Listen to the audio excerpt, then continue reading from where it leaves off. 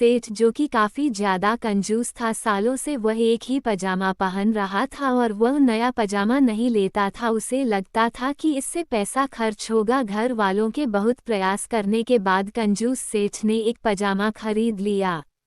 जब पजामा सिलकर तैयार हुआ और जब सेठ अपनी दुकान पर जा रहा था तो उसने नहाकर वह पजामा पहनने का निर्णय लिया। सेठ ने उस पजामे को पहना, तब उसे पता चला कि वह पजामा 5 उंगली बड़ा है।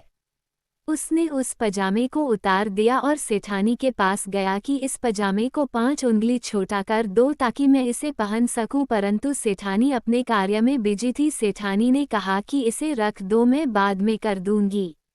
सेठ ने कहा ठीक है, इसे कर देना, परंतु सेठ को लगा कि शायद सेठानी भूल न जाए, इसलिए वह अपनी पुत्रवधू के पास गया और उससे कहा कि पुत्री, इस पजामे को 5 उंगली छोटा कर देना, यह बड़ा है और मैं इसे पहन नहीं पा रहा हूँ। पुत्रवधू ने कहा ठीक है पिताजी, मैं अनाज को साफ करने के बाद आपके पजामे को ठीक कर दूंगी। परंतु सेठ को लगा कि पुत्रवधू अपने कार्य में कुछ ज्यादा ही व्यस्त है, इसलिए वह अपनी बेटी के पास गया और उसे कहा कि बेटी, मेरा पजामा 5 उंगली बड़ा है, इसे तुम 5 उंगली छोटा कर दो। बेटी पढ़ाई में व्यस्त थी, इसलिए उसने कहा पिताजी आप इसे रख दीजिए, मैं इसे ठीक कर दूंगी।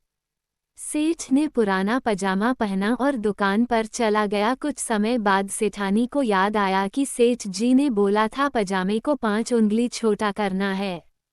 सेठानी ने पजामे को 5 उंगली छोटा कर दिया और उसे टांग दिया। फिर बहू को याद आया कि ससुर जी पजामे को छोटा करने को बोलकर गए हैं, इसलिए पुत्रवधू ने भी पजामे को 5 उंगली छोटा कर दिया। थोड़ी देर बाद बेटी भी पढ़ाई से निश्चित हुई तो उसे भी याद आया कि पिताजी का पजामा 5 उंगली छोटा करना है। उसने भी पजामे को 5 उंगली छोटा कर दिया। जब सेठ रात को आया और जब उसने पजामे को देखा तब उसे समझ में आया कि वह पजामा पहनने के लायक नहीं बचा है, क्योंकि यह उसकी ही गलती है।